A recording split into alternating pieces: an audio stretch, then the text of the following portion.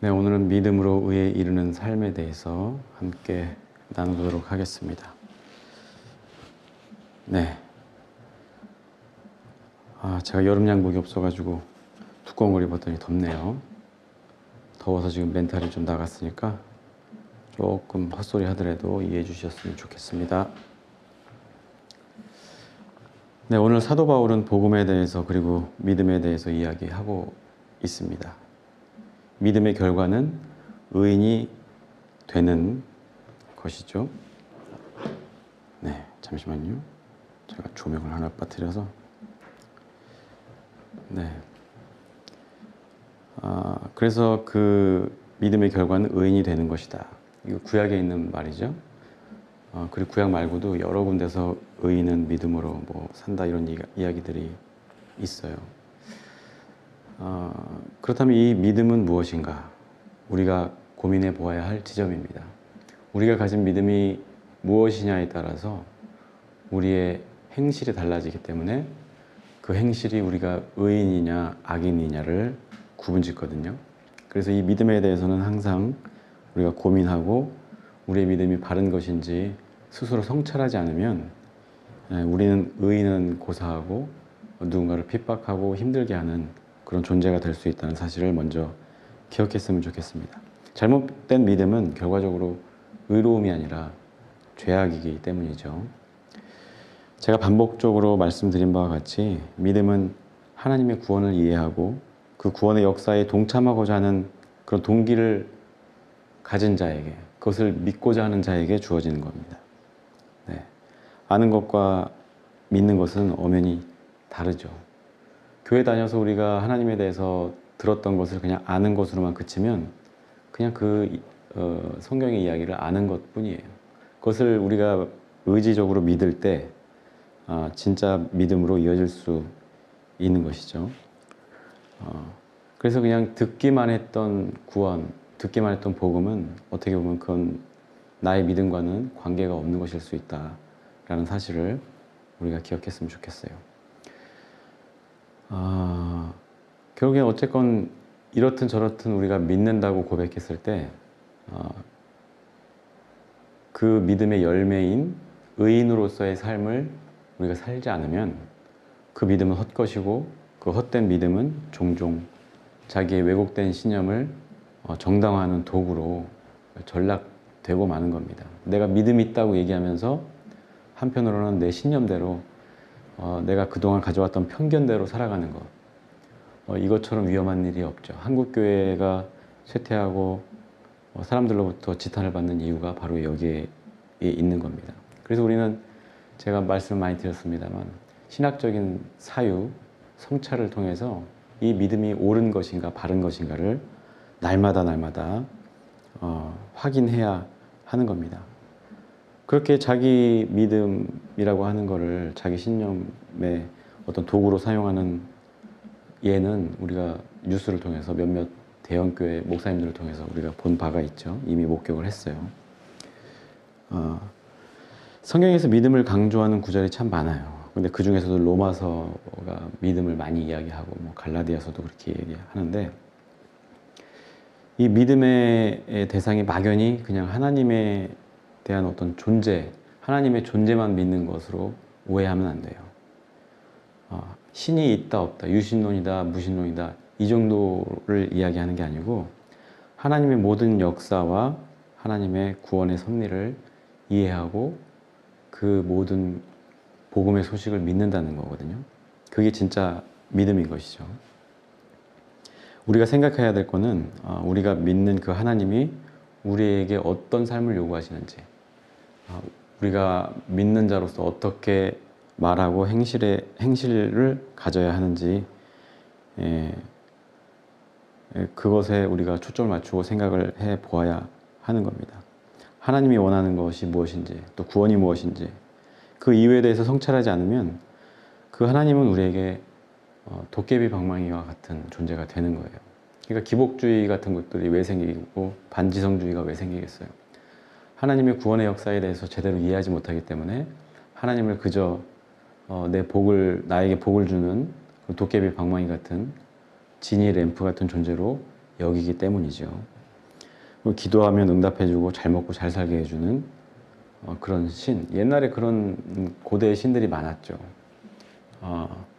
하나님 믿는 그 이스라엘 고대인들도 그 주변의 다른 나라들은 바알 신이라든지 농경의 신, 뭐 무슨 신 해가지고 다양한 신들이 있었어요. 우리가 하나님을 제대로 이해하지 못하면 하나님을 그 여러 잡신들 중에 하나로 전락시키는 거죠. 있을 수 없는 일이고 그렇게 되지도 않은 일이라는 걸 우리가 다 알고 있습니다. 우리는 하나님을 믿는다고 고백하는 사람들이에요. 그렇다면 하나님이 어떤 존재인지 우리는 끊임없이 묻고 답을 얻어야 하는 겁니다. 그냥 듣기만 해서 단지 알기만 하는 하나님이 아니라 그런 하나님은 우리에게 아무런 의미가 없죠. 그 하나님이 어떤 존재이고 내 삶의 어떤 지점에 와 닿아 있는지 또 내 삶을 어떻게 관통해 나가는지를 우리가 경험해야 하는 겁니다. 우리는 하나님과 하나님의 구원이 무엇인지 이해하고 가슴에 새겨야 되는 거예요. 그때 비로소 진짜 믿음을 가지고 그 믿음이 지시하는 방향으로 나아갈 수 있게 되는 겁니다. 종종 저에게 내가 이런저런 문제가 있는데 어떻게 하면 좋을까 이렇게 묻는 청년들이 참 많았어요. 사실 방법론은 다양하기 때문에 제가 저보다 더 전문가들이 많고 또 그렇게 물어보는 사람들조차도 이미 정답을 가지고 있는 경우가 많아요.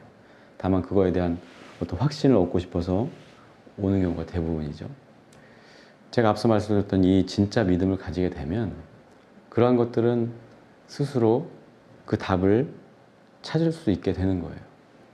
우리가 하나님에 대해서 진실한 하나님에 대해서 잘 이해하지 못하고 알지 못하면 점쟁이 찾아가듯이 목사님 찾아가고 또 성경에 어떤 힌트라도 있을까 봐 작은 구절 하나 가지고 확대 해석을 하고 확증 편향을 하면서 자기가 믿고 싶은 대로 믿게 되는 이런 성향을 갖게 되는 거거든요. 그래서 우리가 조심하고 진짜 믿음을 갖기 위해서 노력을 해야 하는 겁니다. 이미 몇 번에 걸쳐서 말씀드린 내용입니다만 구원에 대해서 다시 한번 정리해 보겠습니다. 우리 인류는 죄로 인해서 노동과 출산이라는 이런 벌을 받게 됐죠. 그런 고통에 직면하게 됐습니다. 이것은 필연적으로 곧 그 빈부의 격차를 만들어내고 이 빈부의 격차는 결국에는 인간의 격이 나누어지는 결과를 낳습니다. 그래서 천한 사람과 귀한 사람이 나누어지고 천한 사람은 천대받고 귀한 사람은 존귀히 여김을 받는 그것이 당연시되고 그것이 너무나 모두에게 합리적인 일이 되었습니다. 근데 그런 천박한 인식이 지금도 이어지고 있죠. 고위공직자들의 자녀들은 문제를 일으켜도 별 처벌을 받지 않는데 백도 없고 돈도 없는 사람들은 작은 실수에도 감옥 신세를 져야 하는 이런 시대를 여전히 우리가 살아가고 있어요. 우리들의 의식 구조 안에는 이미 천한 계급으로서 또 높은 계급으로서의 자의식을 가지면서 서로를 천대시하거나 아니면 동경하거나 피해의식을 가지거나 하는 일들을 우리가 하면서 살고 있는 것이죠. 고대로부터 현재에 이르기까지 이러한 차별과 편견은 굉장히 견고하게 유지되어 왔어요. 쉽게 깨어지지 않을 것처럼 보입니다. 그럼 구원이란 무엇인가? 우리가 생각해 볼 때 바로 이러한 격을 무너뜨리는 것이 구원이에요. 여러분들 스스로 어떤 자의식을 가지고 있는지는 모르겠지만 그것들을 무너뜨려야 하는 거예요. 사회 전반에 나타나는 격에 따른 차별, 또 혐오 이런 것을 타파하는 게 구원이거든요. 하나님은 모세를 통해서 뿌리 깊은 그 계급의 차이를 무효화시켰죠. 노예였던 이스라엘 백성들을 하나의 국가로 독립된 국가의 시민으로 인정해 주시고 너희들이 여태껏 가져왔던 그 세계관은 잘못된 것이고 가짜다. 내가 창조한 세상은 모두가 평등하고 정의롭고 공의로운 사회다 라는 것을 상징적으로 보여준 사건인 거예요. 그래서 하나님은 이런 출애굽을 통해서 귀족이니 천민이 하는 그런 차이를 무너뜨리셨는데 우리는 그 이야기를 통해서 그 귀한 교훈을 얻지 못하고 사는 것은 아닌지 스스로에게 물어봐야 하는 거예요. 단순히 뭐 불쌍한 이스라엘 사람들을 구해준다의 차원이 아닌 거예요. 우리가 가진 격은 우리가 생각하는 것보다 높고 또 우리가 생각하는 것보다 더 평등하다는 것이죠. 그런데 우리는 높은 곳에서 누군가를 내려다보고 또 누군가는 낮은 곳에서 누군가를 동경하면서 고통스럽게 살아야 하는 이런 현실에 우리가 살아가고 있는 것이죠. 그리고 교회가 또 앞장서서 차별하고 혐오하는 일에 열심을 내고 있다는 것도 우리가 생각해 볼 문제이기도 합니다. 예수님도 마찬가지예요. 이것도 또 말씀드린 바와 같이 이미 고착화된 그런 어떤 율법주의에 의해서 어쩔 수 없이 죄인으로 낙인 찍히고 살아가야 하는 당대의 수많은 연약한 사람들, 특히 여성이나 어린이나 병든 사람들, 또 장애인들, 그리고 가난한 사람들, 특히 사마리아인들, 이런 사람들 율법에 따르면 이들은 죄의 대가를 치르고 있는 그냥 천박한 사람인 거예요. 거기서 조금만 실수하면 돌로 쳐 죽여도 아무런 문제가 되지 않는 그런 시대였어요. 차별과 혐오가 극에 달하고 그 대상에게 진짜 돌을 던져 죽이는 일이 일상이었던 시대였습니다. 그런데 예수님은 그러한 우리들의 상식이, 우리의 세계관이 틀렸다고 말씀을 하시는 거예요. 온 생애를 통해서. 예수님은 오히려 가장 낮은 곳에 있는 우리가 천박하다고 여겼던 사람들 곁에 서서 거기에 머물렀고 그들을 고치시고 도우셨다는 거예요. 이 사실을 우리가 꼭 기억해야 돼요. 예수님이 단순히 불쌍해서 도와준 게 아니라 예수님이 실제 인간을 대하는 태도를 통해서 우리도 우리 앞에 있는 사람들, 우리 주변에 있는 사람들을 어떻게 대해야 하는지 우리가 배울 수 있는 그 지점인 것이죠.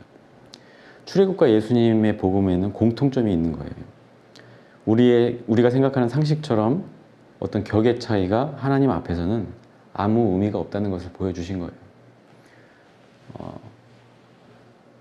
목회자든 일반 성도든 아니면 그 외의 어떤 무신론자든 타 종교인이든 하나님 앞에서는 다 똑같은 존재라는 거예요. 이 사실을 인정하지 않으면서 나는 하나님을 믿는다. 그거는 하나님을 잘못 이해하고 잘못 믿고 있는 것이죠. 이런 잘못된 신념 위에서 출발한 우리의 신앙생활들 또 열심들은 결국에는 굉음을 내면서 많은 사람들의 마음을 상하게 하고 다치게 할 수 있다는 것을 우리가 꼭 기억해야 합니다. 달리 말하면 여러분이 만약 좀 있는 집안 사람이고 약간의 지위나 명예나 권력이 있다고 해도 무식하고 가진 것 없는 사람의 격과 같다는 거예요. 쉽게 얘기하면 뭐 강남에 20억, 30억짜리 아파트에 사는 사람하고 지방의 소도시에 월세 10만 원, 20만 원 사는 사람하고 똑같은 가치를 가졌다는 거예요. 그런데 많이 가진 사람들 어때요? 좀 가난한 사람들을 천대시하는 거 쉽게 우리가 발견할 수 있죠. 아무렇지도 않게 생각하고 그런 사람들 한둘 죽어나가도 눈도 깜짝하지 않고 구체적으로 얘기하면 우리 사회의 가장 낮은 곳에서 많이 죽어가는 사람들이 바로 노동자들이에요. 특히 일용직 노동자들이나 이렇게 계약직으로 해서 외주 노동자들, 뭐 지하철에서도 그렇고 어떤 철광 업체에서도 그랬고 뭐 시멘트 공장 같은 데서도 결국은 이렇게 약하고 힘없는 사람들만 죽어가는 것이죠. 그리고 그것을 바라보는 이 사회의 시선은 차갑기만 한 거예요. 왜냐하면 그만큼 노동자들의 신분을 천하게 생각한다는 거예요. 그런 의식이 우리 마음속에 뿌리 깊이 있다는 것이죠. 물론 여러분들은 그렇지 않다고 저는 믿습니다만 또 반대로 얘기해서 여러분들이 비록 가진 것 없고 가난하고 못난 사람이라고 할지라도 여러분이 결코 부족하거나 격이 낮거나 천한 사람이 아니라는 걸 여러분들이 알아야 합니다. 여러분들도 귀한 존재이고 그 누구보다 사랑받을 자격이 있는 사람이라는 것을 꼭 기억해야 돼요. 그렇게 가벼이 여길 수 있는 존재가 아닌 것이죠. 그래서 가지고 있는 내 피해의식이나 어떤 상처 이런 것들에 매여 있으면 안 되는 존재인 거예요. 우리가 구원과 복음을 받아들일 때 결국엔 내가 가지고 있는 어떤 현실, 이 현실로부터 우리가 병아리가 알을 깨고 나오듯이 깨고 나와야 하는 거예요. 나에 대한 생각을 바꾸고 타인에 대한 생각을 바꿀 때 구원이 완성되는 것이죠. 비로소 그때 우리가 자유를 만끽하고 만족하는 삶을 살 수가 있는 겁니다. 우리는 하나님을 믿는다고 하면서도 가진 자는 가진 자대로 또 없는 자는 없는 자대로 그 격에 갇혀 있는 경우가 허다한 거예요. 누군가를 천한 사람으로 대하고 혹은 반대로 피해의식에 절어서 매일 남탓만 하거나 의기소침하게 살기도 하죠. 구원은 그러한 삶에서 벗어나는 게 구원이에요. 뭐 1차적으로는 우리가 죽어서 천국 가는 구원도 있지만 그건 이제 죽은 다음의 이야기잖아요. 지금 이 땅에서 우리가 믿는 사람으로서 어떻게 살아갈 것인가를 생각한다면 이 땅에서도 우리가 구원받고 우리가 가졌던 어떤 그런 왜곡된 세계관, 신념으로부터 벗어나서 진리가 주는 그 자유를 누리면서 날마다 만족하며 자족하며 살아야 한다는 겁니다. 그 자유를 누리지 못하면서 나는 구원받았다. 난 하나님을 믿는다. 이거는 거짓말이죠. 네. 내가 거짓말이라고 이야기하는 건 생각해 봐야 한다는 거예요. 내 믿음이, 내가 생각하는 구원이 무엇인지 날마다 돌이켜 봐야 한다는 겁니다. 뭐 저도 가진 것 없고 뭐 이 나이 먹도록 재산도 없지만 그렇다고 무시당하거나 천대받는 존재는 아니라고 생각하고 누군가 나를 무시하거나 천대시 여긴다고 해서 뭐 그것 때문에 기분 상하거나 하진 않거든요. 스스로를 귀하게 여기셔야 되는 거예요. 저도 저 스스로를 귀하게 여겨요. 그래서 누군가 나에게 듣기 싫은 소리를 하면 제가 잘못했을 때 뭐 미안하다고 얘기할 수 있지만 그런 소리를 듣지 않게 해달라고 부탁도 하고 이야기를 하죠. 왜냐하면 나 자신을 지켜야 되기 때문에. 그리고 저 스스로에게도 칭찬하려고 노력하고 자책보다는 제가 어떤 실수를 저질렀을 때 그 실수를 어떻게 하면 반복하지 않을 것인가, 그래서 어떻게 하면 더 온전한 사람이 될 것인가를 고민하면서 저 스스로를 가다듬어 가는 노력을 합니다. 그러니까 우리가 믿는 사람들, 구원받은 사람들은 이처럼 자기 자신을 귀하게 여기고 또 그것처럼 남들도 귀하게 여기면서 살아야 하는 겁니다. 그리고 가진 자든 없는 자든 서로 격이 없이 친구로 지낼 수 있어야 돼요. 그래서 저희 플로우 교회는 뭐 가난한 사람이든 부자든 다 함께 할 수 있는 그런 교회가 되었으면 좋겠어요. 그래서 같이 친구가 되고 없는 것 때문에 의기소침하거나 주눅들지 않고 있다고 해서 어깨에 힘주고 누군가를 천대시하거나 무시하지 않고 이런 아름다운 교회를 꿈꾸는 겁니다. 물론 우리가 구원받았다고 해서 당장 달라지는 것은 별로 없어요. 그렇지만 우리가 이 구원을 받아들이고 믿음으로 믿음에 이르면 그 구원의 온전한 구원에 이르면 이해가 되면 그제서부터 우리가 서서히 변하기 시작하는 거예요. 나 자신을 미워했던 내 마음이 변화해서 나 자신을 귀하게 여기고 누군가에게 냉랭한 시선을 보냈던 내가 이제 따뜻한 눈길을 보내게 되는 것이죠. 패러다임 시프트라는 말 많이 들어봤죠. 우리의 신앙은, 기독교 신앙은 우리의 생각과 모든 것들을 전환하는 거예요. 완전히 바꾸어내는 것이죠. 그래서 그 길이 쉽거나 간단하지는 않을 수도 있어요. 그러나 그것을 지향하지 않으면 우리는 앞서 이야기한 대로 잘못된 믿음과 잘못된 복음, 잘못된 구원에 대한 이해에 빠져서 엉뚱한 삶을 살게 된다는 겁니다. 그래서 오늘부터 우리는 이 구원에 대해, 복음에 대해 깊이 있게 생각하고 자기 자신과 하나님의 구원에 대해 성찰해 보았으면 좋겠어요. 네, 그간 우리가 가졌던 어떤 왜곡된 세계관이나 왜곡된 신념들이 있다면 그것을 우리의 믿음으로 깨트리고 또 우리 자신이 얼마나 귀하고 복된지를 깨닫는 그런 시간들을 우리가 가져야 합니다. 그것을 아는 것이 믿음이에요. 하나님을 믿습니다. 그냥 하나님의 존재를 믿습니다. 이거는 뭐 교회 안 다니는 사람도 그렇게 이야기할 수 있어요. 크리스찬이 아니어도 그렇게 이야기할 수 있습니다. 그런데 우리가 그리스도인이고 믿음으로 믿음에 이른 사람들이라고 하면, 이 기독교 신앙을 받아들인 사람이라고 하면 달라야 하는 것이죠. 네. 아는 것으로 그치는 것이 아니라 그 알을 행실로 이끌어내야 되는 거예요. 그래서 의인이 되는 것이죠. 우리가 의인이 돼야지라고 생각하는 것이 아니라 우리의 생각을 바꾸면 자연스럽게 의로운 삶을 살게 되는 거예요. 그런데 생각을 바꾸지 않으니까 의롭게 행하는 척, 의롭게 사는 척만 하게 되는 것이죠. 이것들이 결국에는 인간 사이에 갈등을 가져오기도 하고 오해를 낳기도 한다는 걸 여러분들 기억했으면 좋겠습니다. 그래서 알기만 하고 마음에 받아들여지지 않는다면 그건 단순한 지식이나 정보에 불과한 거예요. 복음의 소식을 모르는 사람이 누가 있어요? 세상 사람들도 다 알죠. 예수님이 죽은 지 사흘 만에 부활해서 우리에게 구원을 선포하신 것, 모르는 사람이 없어요. 그리고 크리스마스도 모르는 사람이 있어요. 예수님 오신 걸 다 기뻐하고 축제를 즐기잖아요.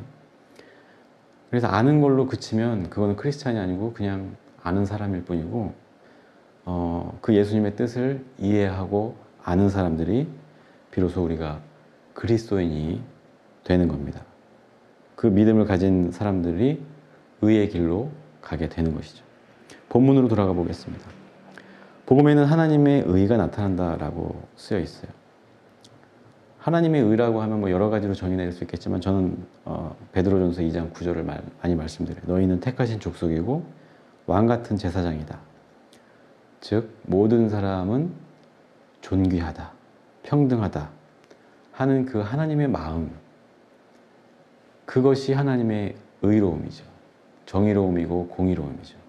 우리도 그 의를 따라 살아갈 때 하나님처럼 모든 존재를 귀하게 여길 수 있다는 겁니다. 그리고 그 하나님의 뜻을 이해하고 믿을 때 기꺼이 동참하고자 하는 마음이 만들어지는 거예요.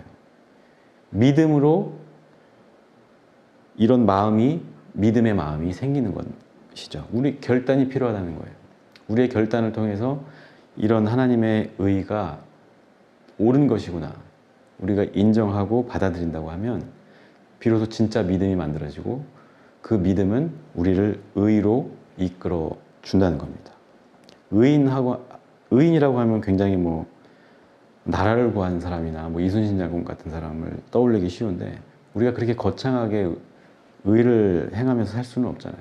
모두가 다 그렇게 살 수는 없는 것이죠.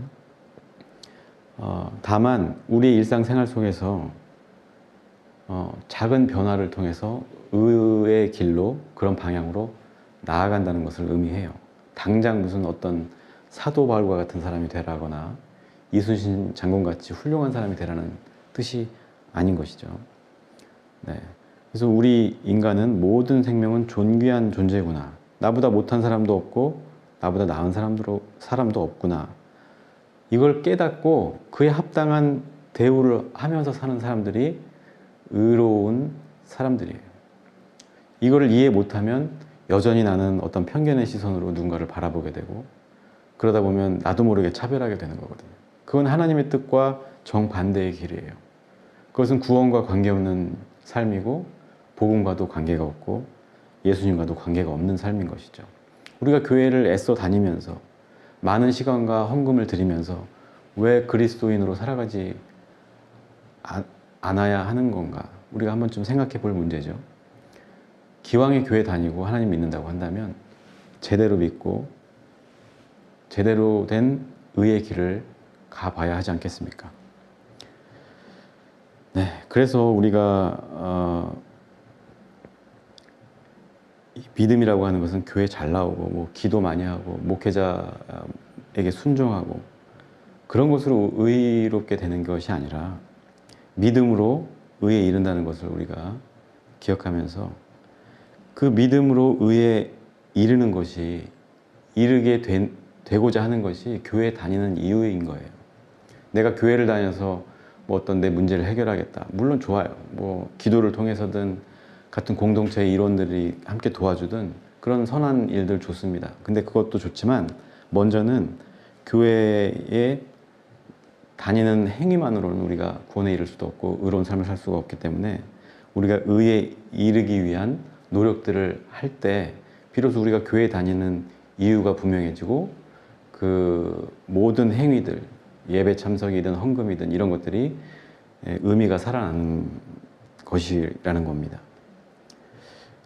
제가 교회를 세우고자 하는 이유도 바로 그런 거예요. 우리가 의로운 교회, 의로운 성도가 되자라는 뜻으로 제가 이렇게 작은 규모로 계속 이어가려고 하는 이유도 의로운 교회가 되고 의로운 성도가 되기 위해서요. 저조차도 그렇게 의로운 사람은 아닙니다만 의로워지기 위해서 이제 한 걸음 한 걸음 나아간다는 것이죠. 시간과 노력이 필요할 수 있어요. 그냥 아무 생각 없이 가만히 있는데 하늘에서 뚝 떨어지는 게 아니거든요. 이런 하나님에 대한 이해나 깨달음이. 우리도 공부하고 기도하고 성경책도 읽고 또 여러 가지 뭐 좋은 설교들도 유튜브에 많잖아요. 이상한 것도 많지만 여러 가지 참고하면서 좀 더 진실에 다가가고 좀 더 하나님께 다가가는 노력을 할 때 하나님도 그에 합당한 깨달음을 우리에게 주신다는 겁니다. 그래서 그렇게 노력하다 보면 그동안에 우리가 우리의 자신을 지탱해왔던 그런 신념들이 무너지는 경험도 할 수가 있을 거예요. 그 경험을 통해서 어려움을 겪을 수도 있지만 구원의 가치, 복음의 가치는 그 어려움과 고통을 상회하는 더 큰 기쁨과 만족을 우리에게 줄 거라고 제가 자신 있게 말씀드릴 수 있을 것 같습니다. 그래서 구원을 이야기할 때 그 사후의 천국을 먼저 떠올리긴 하지만 그거는 이제 죽은 다음의 문제라는 걸 아까도 말씀드렸죠. 거기에 대해서 우리가 주목하고 거기에만 집중할 필요가 전혀 없어요. 이미 우리는 예수님을 믿는다고 한 순간부터 우리가 변화했든 하지 않았든 우리는 구원 받은 거예요. 천국 갈 것이고 우리가 모두 다 천국에서 만나게 될 겁니다. 문제는 이제 살아있는 동안 천국 가기 전까지 우리가 어떻게 살아갈 것인가. 천국에 갈 거니까 지금 지옥같이 살아야 될까요? 그렇지 않죠. 우리는 이 현재적이고 실제적인 구원을 이 땅에서 실현해야 하는 거예요. 죽은 뒤에 일은 하나님께 맡기면 되는 것이고 결국 우리가 그리스도인이라고 하는 것은 이 땅에 우리가 살아가는 동안 그리스도인으로서의 어떤 의의를 행하고 향기를 내뿜으면서 아름답게 살아가야 되는 것이고 그를 통해서 이 세상을 좀 더 안전하고 아름다운 곳으로 천국으로 만들어 가야 될 의무가 우리에게 주어지는 거예요. 그리스도인의 의무인 것이죠. 그래서 천국 많이 이야기하고 막 그런 모호한 이야기들에 여러분들 현혹되지 마시고 지금 여러분들 삶에 주목하세요. 여러분들의 가정에 주목하고 여러분들 개인의 삶에 주목하면서 내가 얼마나 귀한 존재인지 깨닫고 내 가족이 얼마나 소중한 존재인지 생각하면서 또 우리의 이웃들이 얼마나 귀하고 복된 존재인지 물론 지금은 어떤 죄악된 사람들도 많이 있지만 그런 사람들조차도 하나님의 구원의 소식이 필요한 불쌍한 사람들이라는 것을 생각하면서 우리가 그 구원받은 자로서의 그 자각을 하는 우리 모두가 되었으면 좋겠습니다. 그래서 어떻게 살아야 되는지 고민하는 것, 그것이 우리의 의무이다. 그래서 먼저는 자기 자신을 귀하게 여기고 사랑해야 합니다. 그리고 우리가 아래로 내려다보던 사람들을 긍휼히 여기고 그들도 귀한 존재라는 것을 인정하는 거예요. 그것이 믿음의 사람이 지켜야 될 첫 번째 의무입니다. 이것이 지켜지지 않으면 그 외에는 어떻게 보면 헛것이 될 수가 있는 거예요. 여전히 내가 예전에 그 사고방식에 갇혀 있으면서 어떤 새로운 프로그램이나 어떤 새로운 설교를 듣고 한다고 해도 그것들은 모두 헛것에 지나지 않는 겁니다. 고린도전서 13장에 보면 사랑이 없으면 아무것도 아니라고 하잖아요. 이 사랑이라고 하는 가치, 모든 사람들을 평등하게 바라보고 이해하고 사랑하는 것, 이 가치보다 우선하는 것은 아무것도 없다. 우리가 꼭 기억할 필요가 있습니다. 이 사실을 믿고 이 믿음대로 살 때 우리가 의에 이르는데 그 의인이 되고자 하는 모든 총체적인 노력들이 바로 신앙 생활인 거예요. 여러분들이 이런 참된 신앙생활 하면서 믿음으로 믿음에 이르고 그 믿음이 우리를 의롭게 하는 그 경험을 통해서 우리의 삶이 달라지고 우리 주변의 사람들이 나를 통해서 하나님의 은혜를 경험하는 그런 귀한 여러분들 되기를 주님의 이름으로 축복합니다. 네, 기도하겠습니다.